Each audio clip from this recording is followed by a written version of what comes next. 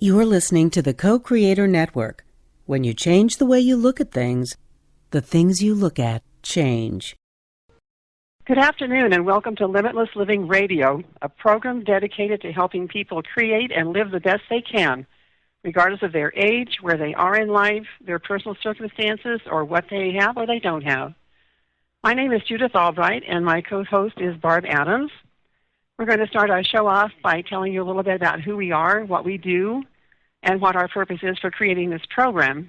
Then we'll spend most of our time talking about what it means to create and live a limitless life, because that's a little bit different for every single person. So I'll start with me, and then I'll turn it over to Barb to tell you a little about herself. So about me, professionally, I'm a stress management specialist, and for the past 8 years, I've had a private practice in Fort Collins, Colorado. And what I do is help other people offload their emotional baggage and change what they believe and how they view life. And I feel really privileged that I've been able to help so many people get past their lost dreams, get through divorce and broken relationships, help them with job loss and stalled careers, get through financial difficulties, and handle many other life transitions. And in my work with clients over the years, I have worked with so many people who feel absolutely stuck and unhappy in their life. They don't know what they want, and even if they do, they haven't the faintest idea about how to go about achieving it. And even worse, so many people think that they are unworthy and that they're undeserving. And it was because of my work with people like this that inspired me to create this show, as well as my pet project, which is a course that took me over a year to write and put together. So many of the topics we'll be talking about on this show were inspired by the material in the course. So enough about me. At this point, I'm going to turn this over to Barb, and she can tell you a little about who she is and what she's doing. Barb? Well, thanks so much for joining us today, everybody. And my name's Barb Adams, and actually I am the host of a national talk show called America Now, heard on the Genesis Communications Radio Network every Saturday evening from 9 to midnight. On that show, as on this show, I really am a seeker of truth, and I like to put it out there about finding inner peace and happiness, how we can do that. You know, I think one of the reasons I joined Judy on this show was to help people learn how to restore that inner peace and reverse the downward spiral of anxiety that so many people have out there. They limit themselves to that path to well-being. And as far as I'm concerned, I've had the fortunate and unfortunate circumstances in my life to learn this both the hard way and the easy way. You know, like Judy, I also have a background in psychology. I have a master's degree in biology as well.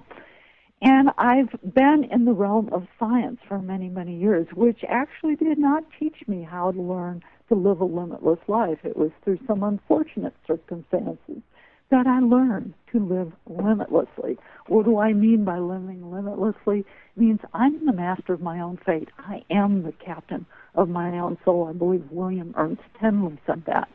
But I've been able to learn that by mastering my own thoughts, my own actions, and my own deeds, I can live a limitless life and live freely and live authentically by recognizing my own fears and ways that I limit myself and break the old habits and replace them with positive, new, self-loving ones. I am now free to be me, just as I am, whole, complete, and perfect as I am. And Judy, I think, you know, a lot of this is about that, isn't it? It's about learning to self-love and learn who we truly are, isn't it? Yes, to accept ourselves and be who we are authentically, and most people don't feel comfortable doing that. So we probably should start. Why do you think that is? Why is that?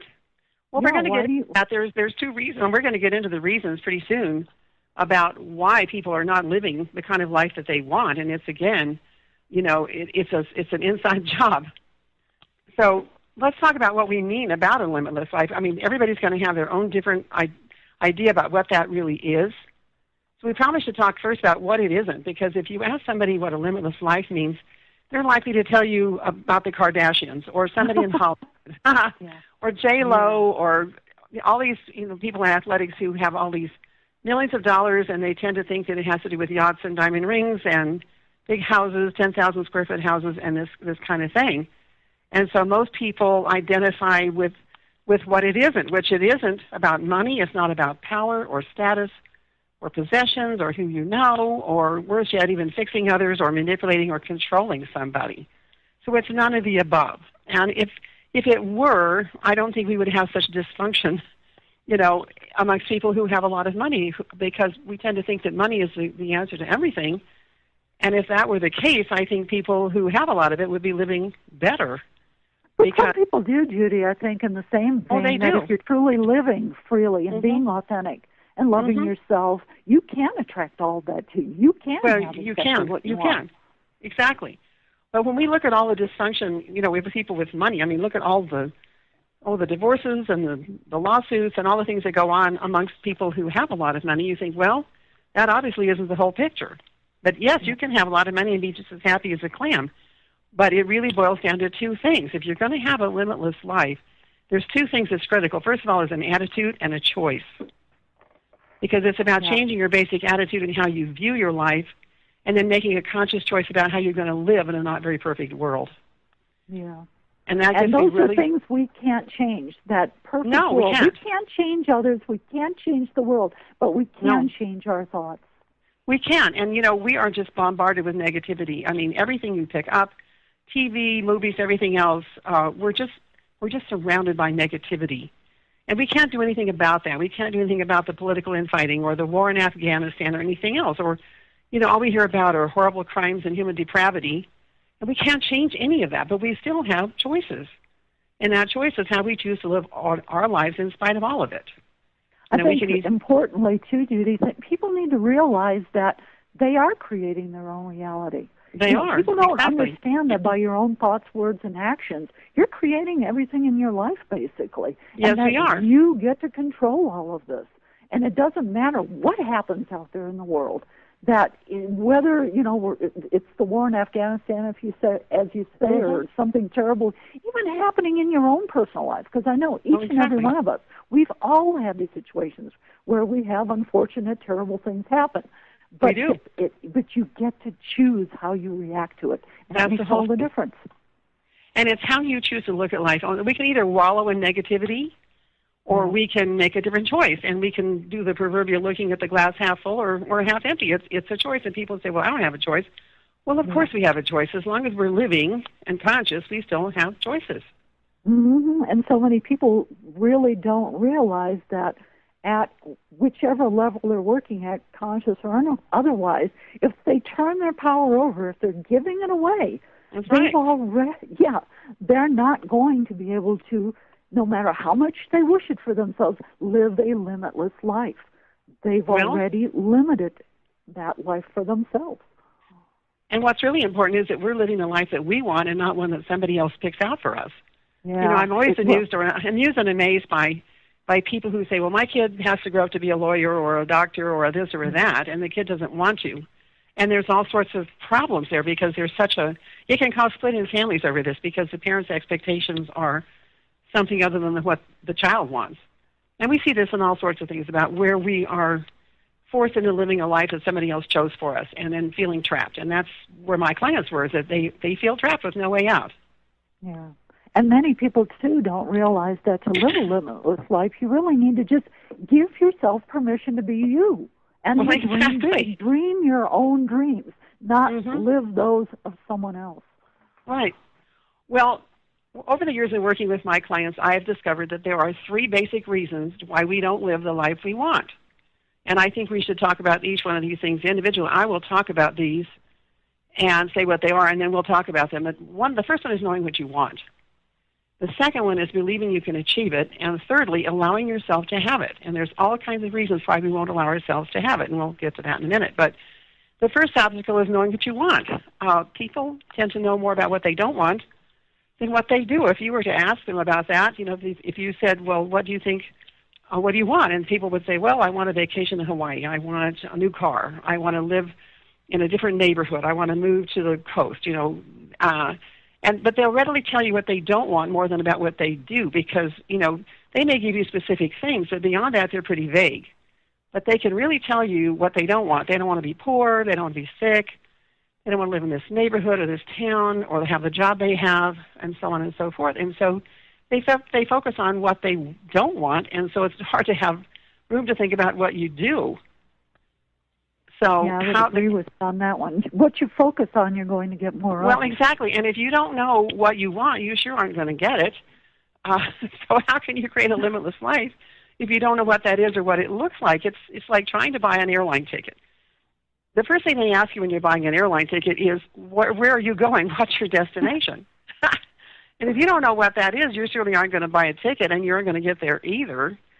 And one of my favorite quotations was, this is oftentimes attributed to Yogi Berra, but it's actually Lawrence Peter who said this, and he said, if you don't know where you're going, you will probably end up somewhere else. That's so true. Mm-hmm. And it seems Exactly. like most of the world is out there doing it. They're turning their power over to somebody else, saying, lead me. Tell me what I should be doing. Tell me what I should be thinking. You know, well, I know, and a lot of times they want being people responsible for themselves and exactly. having to face themselves and understand, what is it I really want in this life, and dare to dream it and go after it. Well, and that brings up the next question, is why don't we know what we want? Well, there's lots of reasons for that, because we have TV telling us 24 hours a day what we should or should not want, so there's one thing, there's confusion about that. But also, it's not something that's top of the mind for most of us, because if you think about your daily life, we're so busy living our lives, getting the kids to soccer practice, meeting our deadlines, this kind of thing, that we don't have a lot of time to sit around and daydream about what we want. We don't think about it. So, you know, who can think about an ideal life when money's tight or the bills are pressing? There's a million chores to get done, you know, we're on a tight deadline, this kind of thing. So we don't really think about it. And then, secondly, maybe we have conflicting priorities. You know, I want this, you want that, or we're confused by too much information. And then finally, I think the biggest reason that we don't get what we want is because we have a pessimistic attitude about it. And we think, well, we can't have what we want anyway, so why waste brain cells thinking about something that probably won't ever happen? And so that's probably the biggest reasons why we don't know what we want. Yeah, and a lot of people, too, again, they're afraid to live by their own rules or break tradition within their own family or even within society.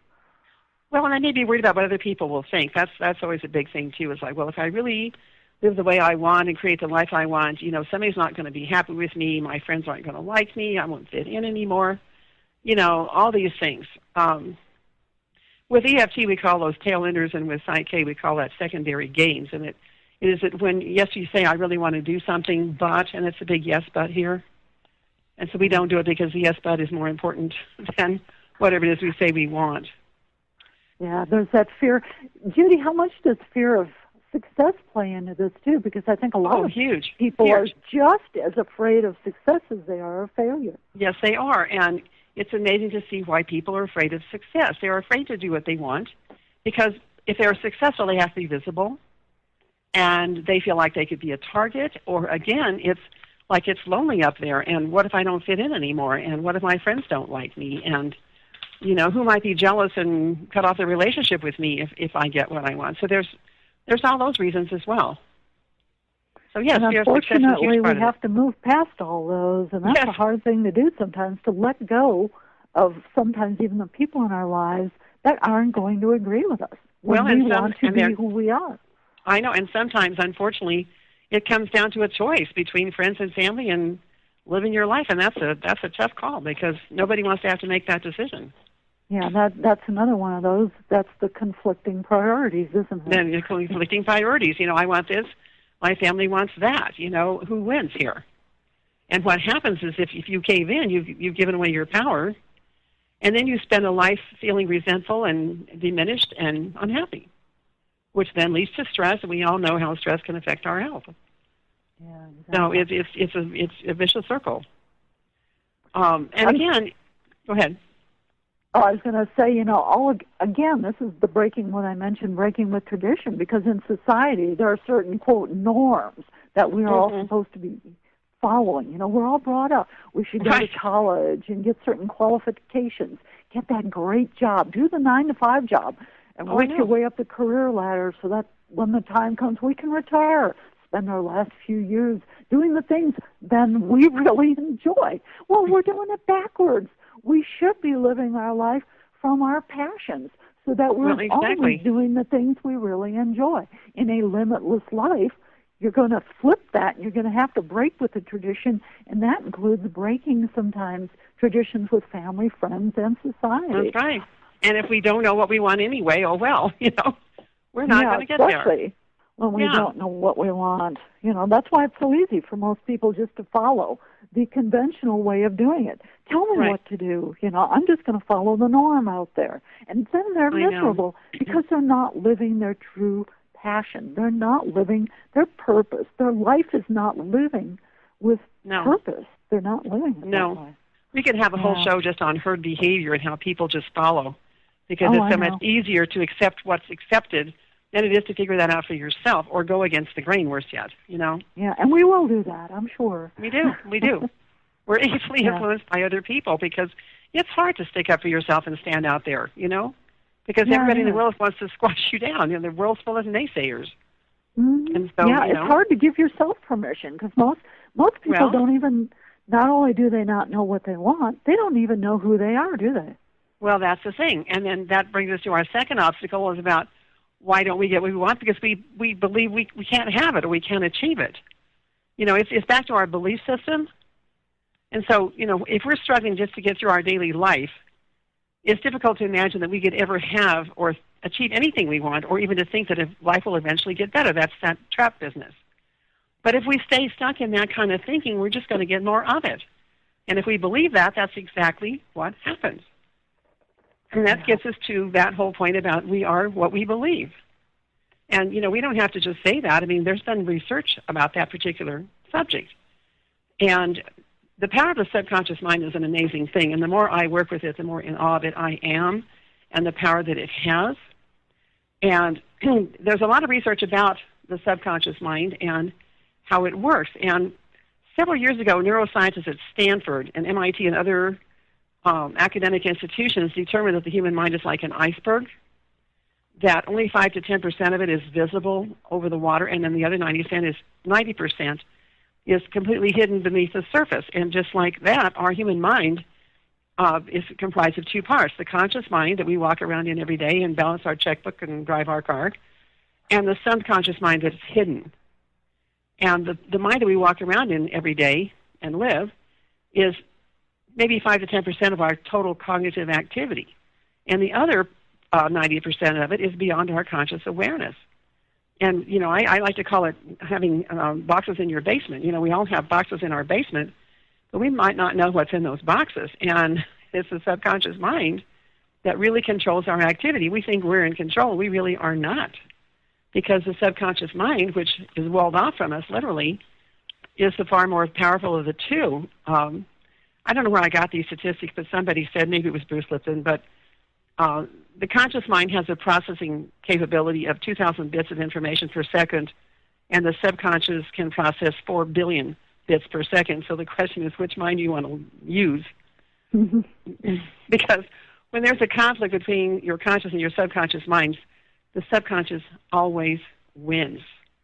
And when there's a difference of opinion, when you believe one thing in your conscious mind and something different in your subconscious mind, there's a conflict. And it's like driving the car with one foot on the gas and one foot on the accelerator. I mean, you're stuck. You're either jerking down the street or you're not going anywhere at all. And such stuckness can affect all aspects of our life. It can affect relationships, job performance, self-esteem, prosperity, and even our physical health. And, because we have the two levels of mind, we actually have two different belief systems, what we believe in our conscious mind and what we believe in our subconscious mind. And we know that the subconscious mind has the power to run our lives, and it also has the power to heal. And I wanted to bring this up because we've known about the placebo effect for years. I think this has boggled Western medicine for quite a few years about why this works, and they can never quite explain it. But, it's the old concept of basically giving people sugar pills that they believe will help or cure them, and lo and behold, it happens. They are healed or cured or whatever happens simply through the power of belief. And Dr. Bruce Lipton, who is one of my favorite people, I had the great privilege of meeting him last year, addresses this phenomenon in his book, The Biology of Belief. And he's a scientist. He is a former medical school professor and a research scientist. And in his book, he refers to a Baylor School of Medicine study that was published in 2002 in the New England Journal of Medicine by Dr. Bruce Moseley. And Dr. Moseley is an orthopedic surgeon and the lead author of the study. And what he was doing was trying to figure out which part of knee surgery was giving his patients the most relief from arthritis. So he took the people for his study and divided them into 3 groups. And in one group, Dr. Moseley just shaved and damaged the cartilage in the knee. And in the second group, he fleshed out the knee joint and removed the material he thought was causing the inflammatory effect. And both of these apparently are standard procedures for arthritic knees, and he had great faith in both of them. But here's where it gets really interesting. The third group received a quote-unquote fake procedure. The third group were treated just like the others. They were sedated, and they were, went through the whole operating procedure like everybody else. And while they were on the table, Dr. Moseley made 3 standard incisions, and then he went ahead and talked and acted just like he would have during a real surgery. He banged instruments around, he clanged things and, rattled his instruments and what have you. And he even splashed water to simulate the sound of the knee washing procedure. And then after he'd fiddle-fussed around for about 40 minutes, he sewed up the incisions as if he had actually done something. So following the surgery, all 3 groups were prescribed the same postoperative care, which, of course, included an exercise program. And after a period of time, everybody was absolutely shocked because here's what happened. As expected, the 2 groups who actually did receive the surgery expectedly improved, and they did.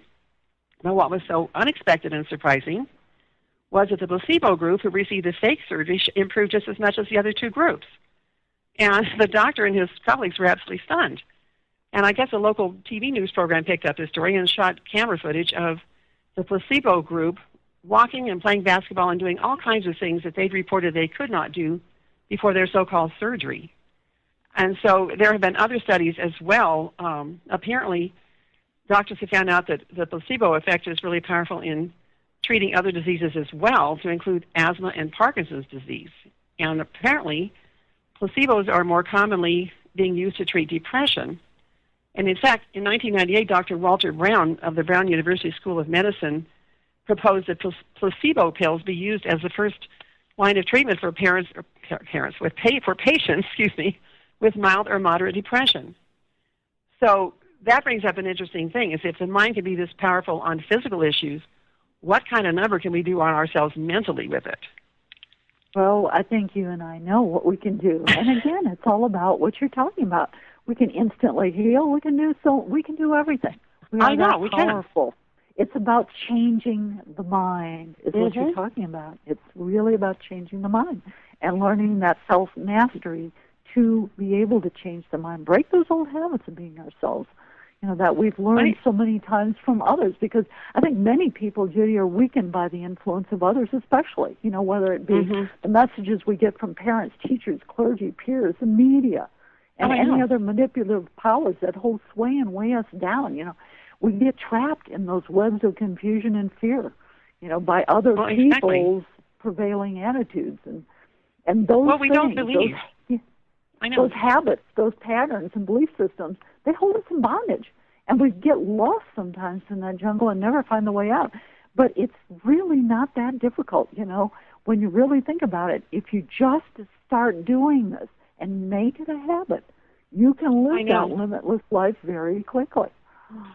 Well, I think, when you are really down and out or when things are really bad in your life, I call it brain fog, because people just, you just can't see through the fog to see that there's anything better. And instead of, being able to believe in something, it just reinforces their belief in lack.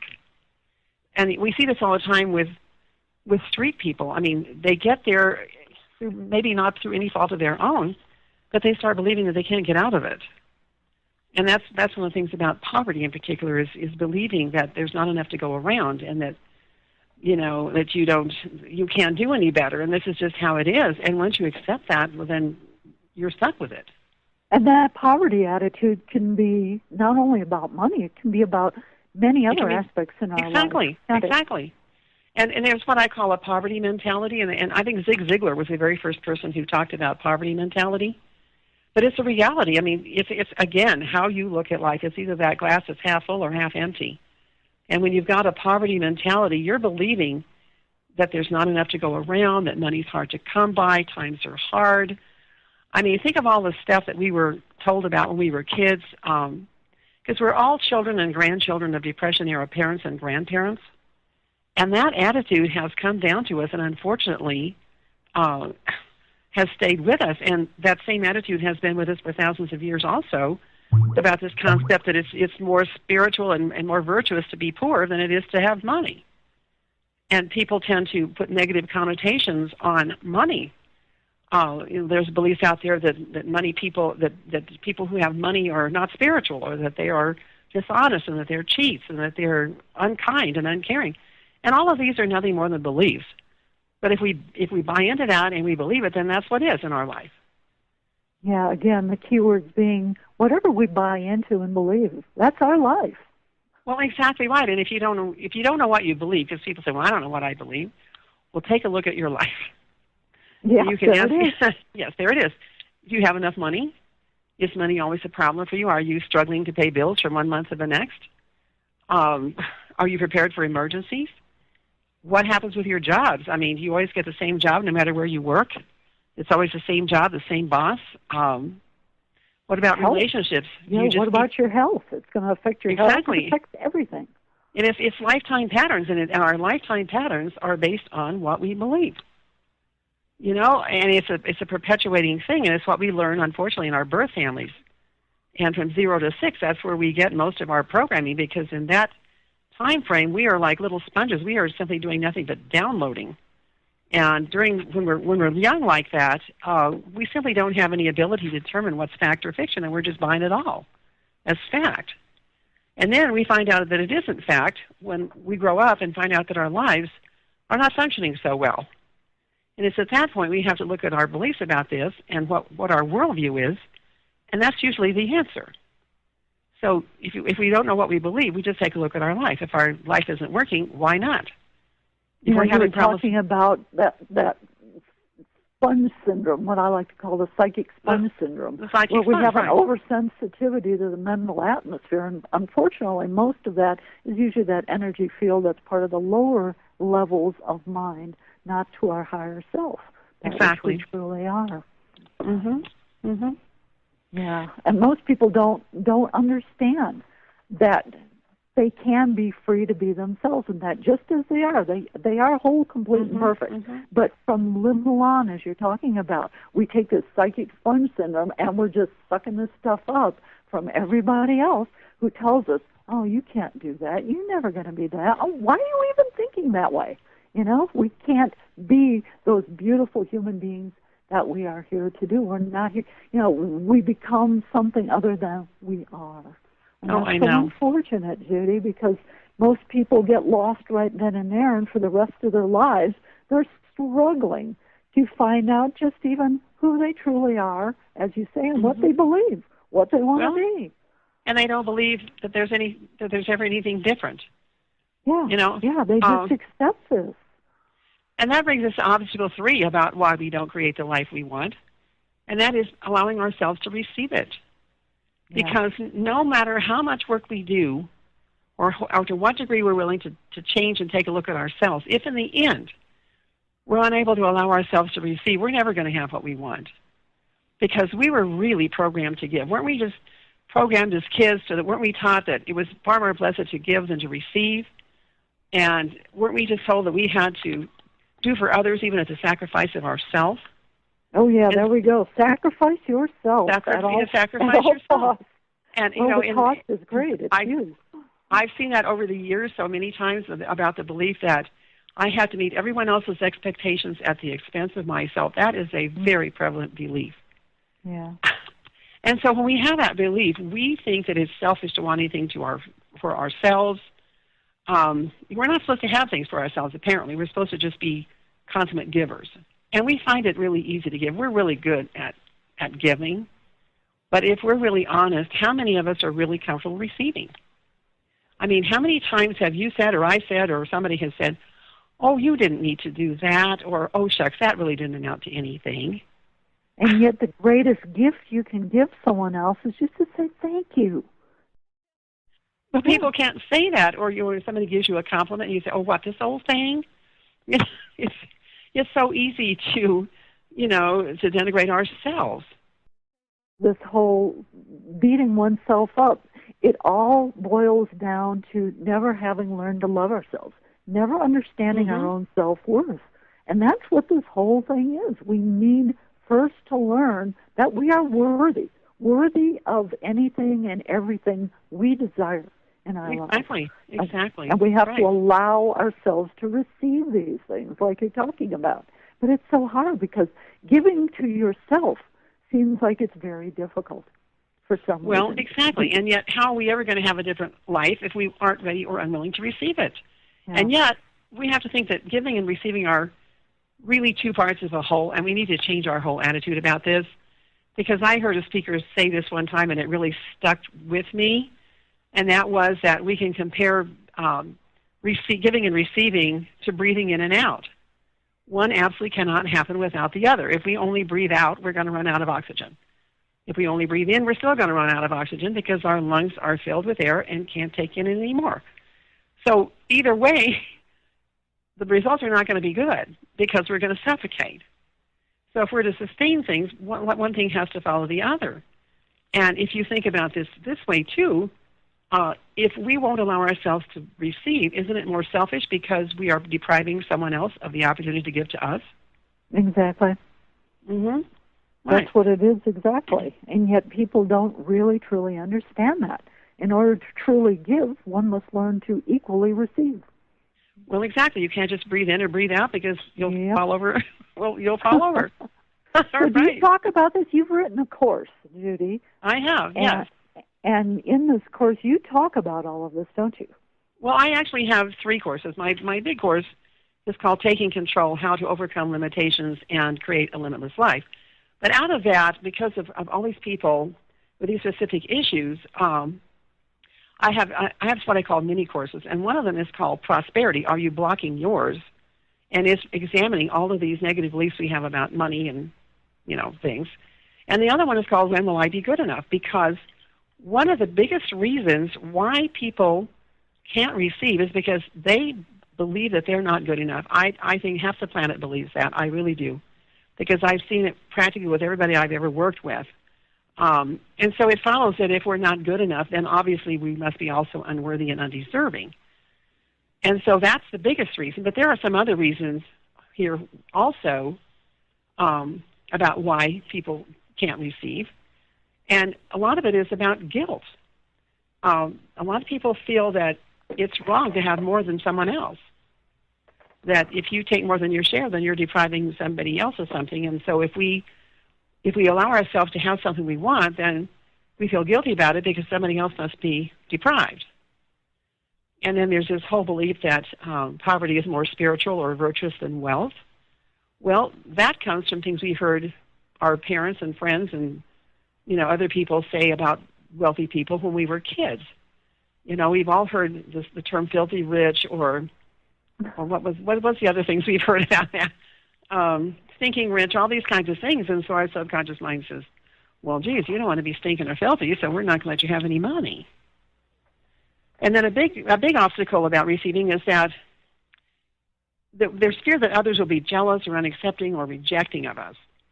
And that's a big thing. And that holds us in line more than anything else sometimes is about what we believe other people are going to do, be, or say because of what we do. And if we think about it, shunning is a really good way to keep people in line. There are certain groups of people who, to keep people within their group, they'll shun them. And that's pretty awful to be out there by yourself with nobody on your side and no support group. So that's a big fear about having more or allowing yourself to do or be what you want, is that if you do that there will be negative consequences for that.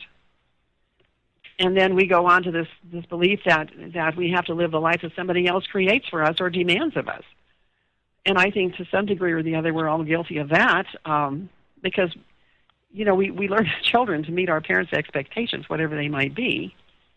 And that's another way we're controlled because, I know that my personal experience knows that the guilt and criticism were ways that were used on me personally to keep me in line and keep me shaped up, and I think that half the world had that used on them as well.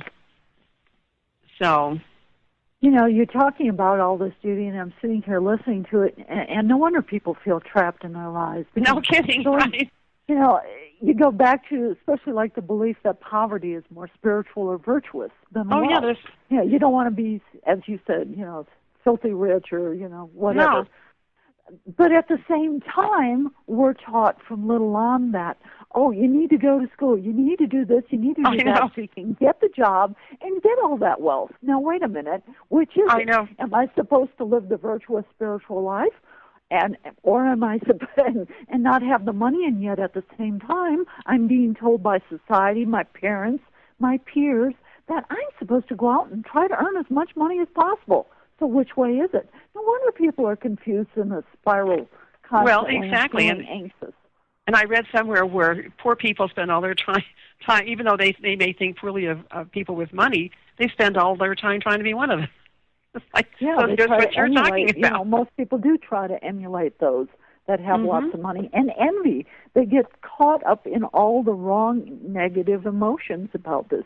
Instead of saying, wow, that's great, and being grateful that they can see a great example out there of someone who has made it and how they made it. Instead, they get envious, they get jealous, they get caught up in all the negatives and the fear, which is going to totally limit you in your life. You've already blocked it all off from coming into your life. Well, exactly. And so many people feel diminished by other people's accomplishments. And there's no way that we can ever compare ourselves to another person, because no two of us on this planet are alike. I mean, we all have different backgrounds and different experiences. And so try and compare with our lives with somebody else's is like trying to compare apples and oranges. I mean, it's just not the same thing. And even if we did have the same background and everything else, we still have had different experiences. And we see life through a filter, and our filters are all different. And so it's so easy to compare ourselves to someone else and believe that we aren't good enough again because we're not measuring up to somebody else's standard. And I don't know where we got this idea that we had to measure up to somebody else's standard, or who made themselves God and said this is how it's supposed to be. Well, I think the media recently has done a very good job of taking the place of whatever. Well, I know. It goes back to that herd behavior thing. Yeah, everything you see on TV or in the media or even on radio, anywhere, newspaper, commercials, I mean, it tells you how you should look, how you should act, and all of that, whether right or wrong, they're defining the standards, and people are just following along for some reason. Well, and we see this so much with our young people about how it's so important to fit in and do the right thing. And there's been studies on herd behavior and everything else about how people will pick a restaurant that they're going to go to. And they'll pick it based on how many cars are outside. Because if there's two restaurants there are two restaurants across the street from one another, they'll go to one with more cars because they think, the food must be better there. Well, how come it doesn't work for parking then? I wish it worked that way for parking, Judy, because every time I park away from everybody else, all of a sudden all the other cars park around me. I don't know. Maybe you have a car magnet or something that attracts you. I don't know. But seriously, that's what we do. Yeah. We look around and see what everybody else is doing. Yeah. And then we make a decision about that instead of, analyzing it for ourselves and, making a decision on our own. It's hard when you get to a certain level, when you become more self-aware, to understand why other people just blankly follow, isn't it? Because sometimes when you, like where you're at, you realize what it takes to get there, to be self-actualized, to be self-aware. But at the same time, sometimes it's hard when you look at other people and they're out there lost, and you're going, why don't you just get this? Why don't you just do the inside job and just, live your own life? Well, again, it's because people don't believe that they can, and it's this belief thing. And this is what I do as a stress management specialist, is I help people change what they believe about themselves, because even if we identify a negative belief, if you don't do something about it, you might as well not waste your time. So people need a tool, and that's why I use Psych-K and EFT and some of these other things, because we're communicating with the subconscious mind, and you can't change things in your conscious mind. If that was the true, every self-help book in America would have changed everybody. But as I said before, the conscious mind is not where change has to take place. Because I think we've all experienced, like we took a class or something and we were really enthused about it, we were engaged in it, and we thought, this is really cool, this is going to help me. And a week later, we don't remember what we learned. And it's because we didn't change. We changed, the outer part, but we didn't change the inner part. And without changing the inner part, it didn't stick. And it has to happen in the subconscious mind because, again, that's what's controlling us. Now, Judy, this doesn't necessarily take a long time, does it? It can happen. No, it does not. I mean, the longest part of what I do is really trying to figure out what it is that we need to change. And over the years, I have really gotten skilled at listening to what people say because I listen to what they're talking about. We start with whatever's on their mind the worst at the moment, and we go backwards from there. And I can just about tell when people are talking about something in their life what beliefs are driving it because we think that we're all so different. We aren't. What's different are the details. We as humans really tend to think alike, and the thought patterns are out there no matter what our race is, our culture, or whatever. We tend to react to situations the same way. What's different is, like I said, the details of it. And so changing a belief is a simple matter of determining what that belief is and then changing it with a very simple procedure that takes less than 2 minutes. And people are always amazed that they can get rid of something they've carried for a lifetime in 2 minutes. And I think one of the best testimonials I ever had was from a lady who said, I made more progress with you in the last 30 days than I have in the last 30 years. And we tend to think, well, how can something this simple be this effective? But it really is. And the more I work with this, the more I'm amazed at the results of it and what we can accomplish simply by changing what we believe about things. And I see this every day. I get notes from my clients, what have you, says you will never believe what has changed. And I think one of the most obvious ones was a friend that came over this weekend that I had worked with for some time on changing some of her negative self-image beliefs, beliefs that, she was looking for a job and she had the subconscious belief that nobody wants to hire me. Well, the subconscious mind is your little willing slave. If you say that, it's like your mind is a computer. And just like the computer, if I type something into that computer, it doesn't answer me back and say, well, that's the dumbest thing I ever heard of. It takes the data, and this is the same thing with our subconscious mind. It makes no judgments.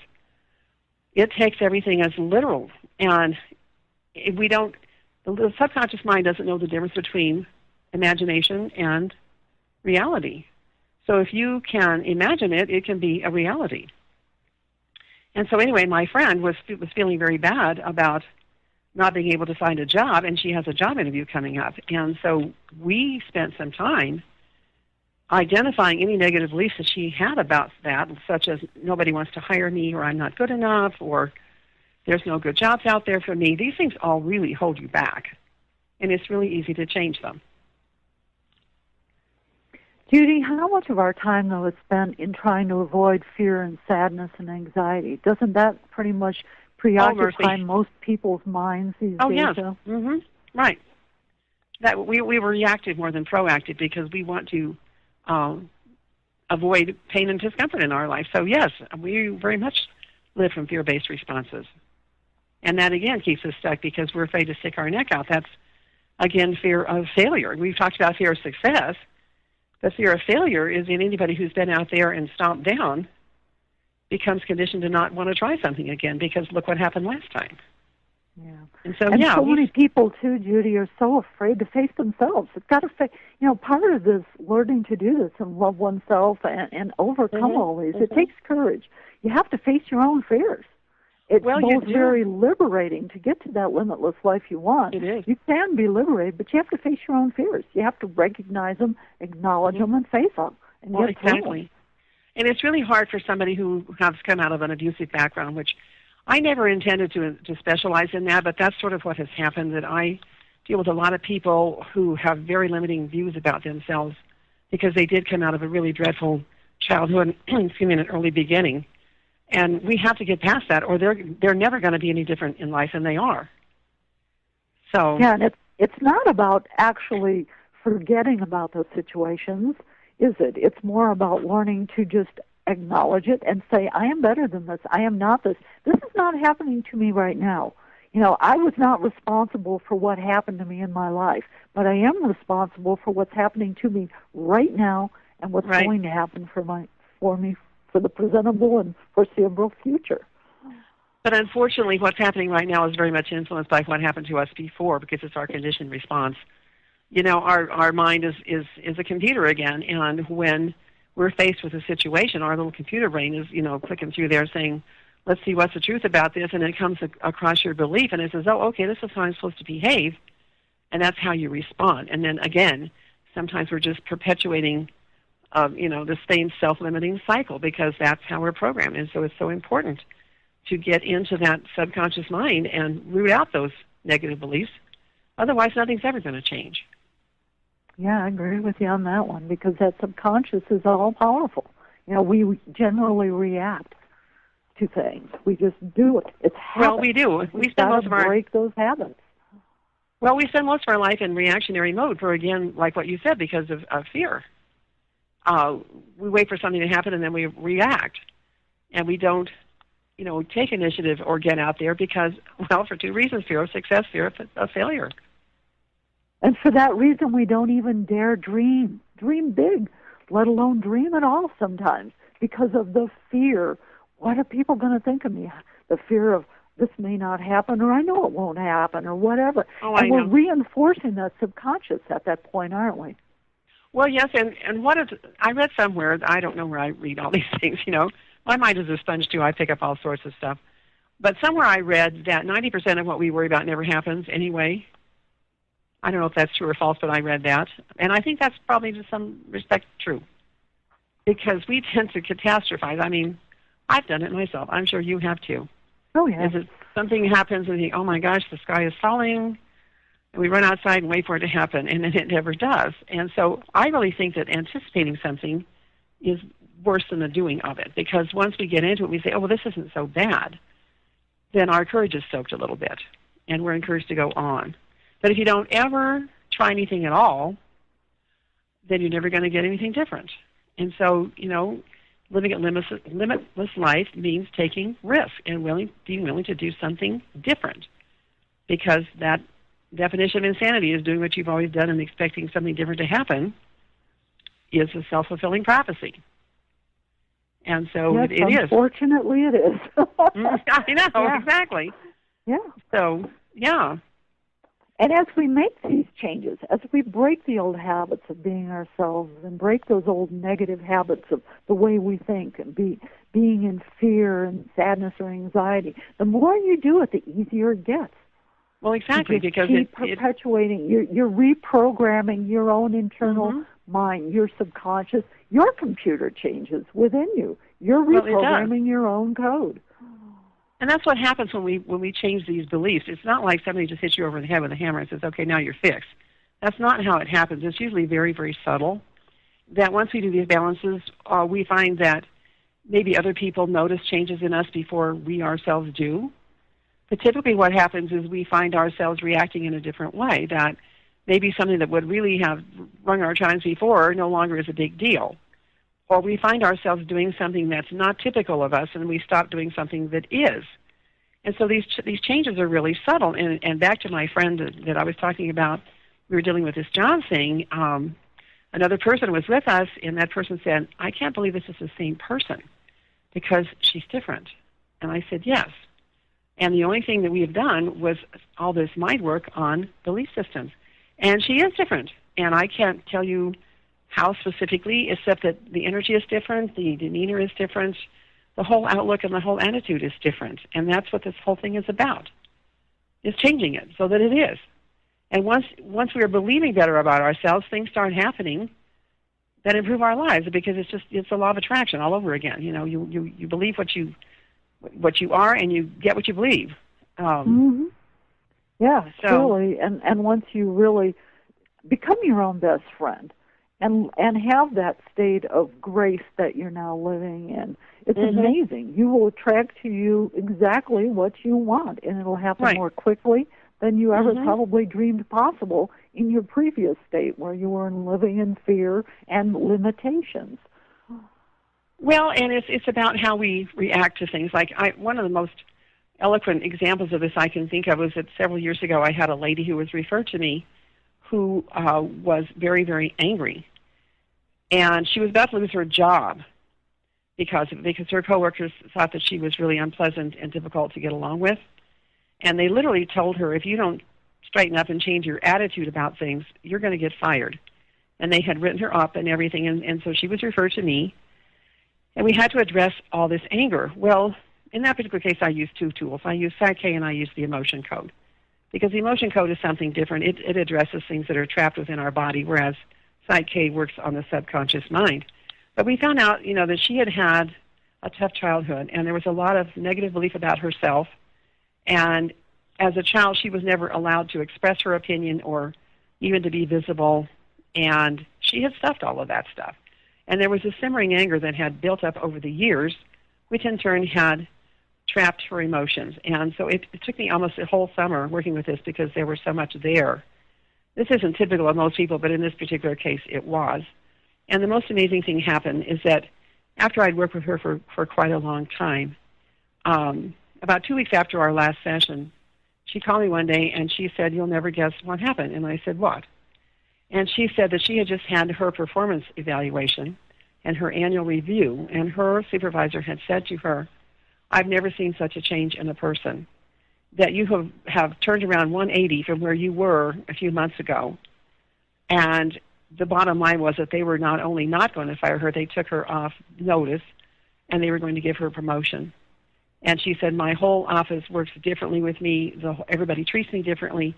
And she says, "I feel so much different about myself." And part of her anger had been directed at herself in the form of weight gain.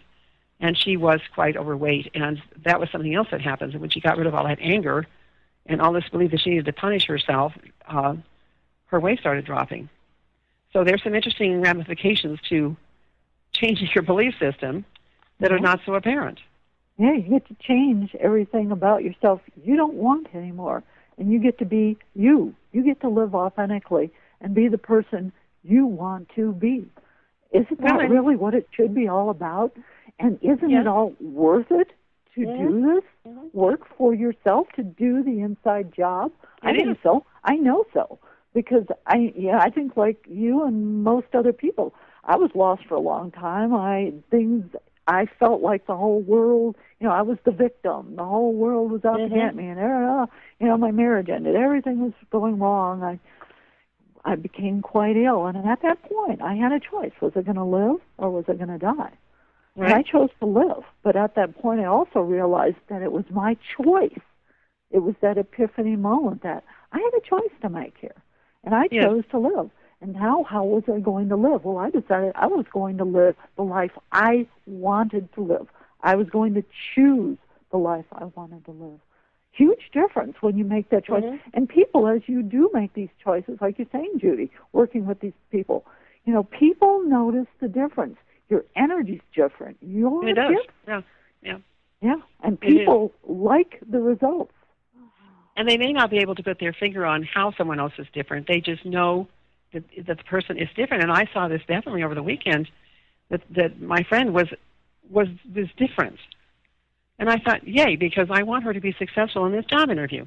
And so we have to knock out all the self-limiting beliefs about that so that she doesn't project that. Because this is the other thing we don't realize is that, we're projecting 24/7. And it's like we're sending out little email messages on the universal pipeline, whatever you want to call that. And people are picking them up subliminally. And when we are thinking low-level thoughts, as in negative thinking, we are vibrating at a very low level. And we're sending out signals, if you will, that's picking up everybody and everything else that's on that wavelength with us. And so you change things. You change that lower vibration to a higher vibration by changing it to a positive thought or belief. Things have to change because you're no longer putting out this negative vibration. You're putting out a different vibration. It's like the difference between AM and FM radio. When you're thinking negative thoughts and you have negative beliefs, you're down here, maybe you're down here on AM, and that's one frequency. But you change it to a higher vibration, and maybe now you're up here on FM. Well, you can't access AM from FM, and so you're putting out something completely different on the wavelength, and so you have to attract something else back. Because, what you put out is what you get back. And so if you plant carrots, you have to expect carrots to come up. You can't expect radishes. So when we change these beliefs, things have to change because you're putting out something different. So why not put out everything you absolutely desire in your life? Well, exactly. We need to stop. It seems simple, doesn't it? I mean, it does. Why not? If you want money, if you want to lose weight, if you want to be less anxious, if you want to have that inner peace and happiness, why not put it out there? Well, we have to. We have to focus on what we want, not what we don't want. We're just going to get more of it. Yeah, it seems so simple, and yet it seems to be the most difficult thing I think most humans face. We just don't seem to be able to get this for some reason, Judy. We just seem to turn our power over and just say, I know. Oh, well, I guess it's just a miserable life. We're here to live in misery and suffer, and then hopefully we'll get something better after we pass on. Wow. Well, most of us need a hand up. That's what my job is to give people a hand up, because it's really hard to do this for yourself when you have no concept of how this whole process works.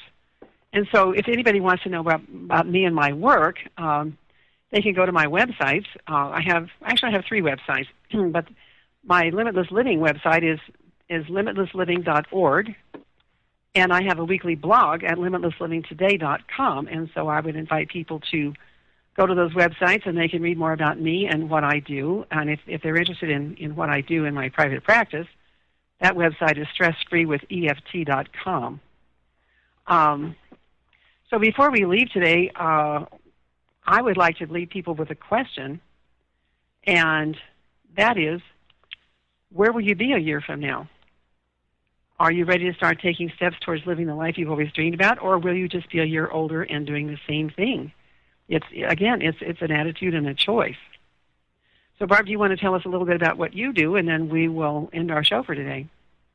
Well, I'd like to invite listeners right now to my other show, where I also inform, inspire, and empower people by offering in-depth discussions with top-name guests in the fields of health and well-being, spirituality and philosophy, science, economics, the paranormal, and global environmental issues. I encourage you to listen in, because I've had some really great people in all of these fields on the show, and hopefully it will also help them understand that they're in control of their own lives. I think, Judy, both of us on this show, as well as the other show that I do on Saturday evenings, we're out there trying to tell people, look, this is all within your control. Your life is your control. You get to live the life you want to live if you choose to do so. And I think that's the whole point of all of this, to live a limitless life. You first have to take the step and choose whether or not you think you're worth it. And unfortunately, Judy, I think sometimes this is the hardest thing for people to do, isn't it? Exactly. So anyway, I thank you for being with us today, and I look forward to having you here with us again next week. It's the week before Easter, and we'll be talking about a whole different topic then. So goodbye, and have a great day.